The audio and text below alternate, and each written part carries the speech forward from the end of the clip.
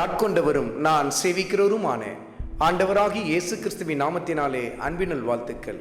கிறிஸ்து இயேசுவுக்குள் மிகவும் பிரியமான அன்பு சகோதர சகோதரிகளே, சங்கீதத்தின் புத்தகத்தில் 37வது அதிகாரத்தில் 31வது வசனத்தை குறித்து கொண்டு தியானித்து பாருங்கள். அவனுடைய தேவன் அருளின வேதம் அவன் உள்ளத்தில் இருக்கிறது, அவன் நடைகளில் ஒன்றும் பிசகி போவதில்லை என்று சொல்லி எழுதப்பட்டிருக்கிறதை கர்த்தருடைய ஆவியானவர் அந்த இடத்தில் எழுதி வைத்திருக்கிறதை சற்று கவனித்து பாருங்கள்.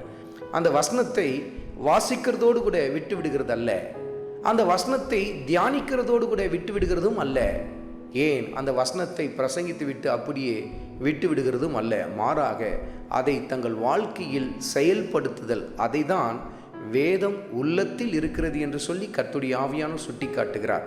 அப்படிப்பட்டவருடைய நடைகள் ஒன்றாகிலும் பிசகுவதில்லை என்று சொல்லி கர்த்தருடைய ஆவியானவர் சுட்டி காட்டுகிறார். உடைய வேதத்தை நேசிக்கிறவர்களுக்கோ மிகுந்த சமாதானம், அவர்களுக்கு இடரல் இல்லை என்று சொல்லி கர்த்தருடைய ஆவியானவர் எழுதி வைத்திருக்கிறதை கவனித்து பாருங்கள்.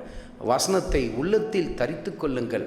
அந்த வார்த்தை உங்கள் உள்ளத்தில் இருக்கும் என்று சொன்னால் நீங்கள் கடந்து போகிற பாதை எதுவாக இருந்தாலும் உங்கள் நடைகள் பிசகி போவதில்லை, நீங்கள் இடறி போவது இல்லை.